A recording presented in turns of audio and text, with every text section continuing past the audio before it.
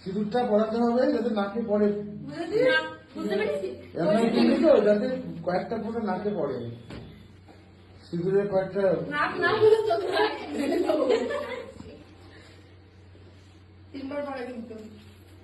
হ্যাঁ তোমার যেমন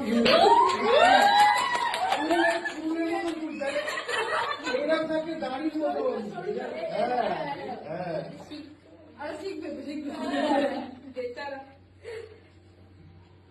क्या बात